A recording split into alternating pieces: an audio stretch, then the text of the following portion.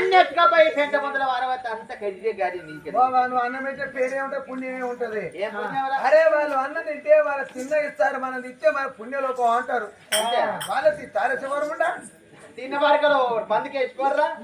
ఇప్పుడు మున్సిపల్ బండి వస్తుంది బయట పెడతారు, అన్ని వరకు చాలా మారేయాలి.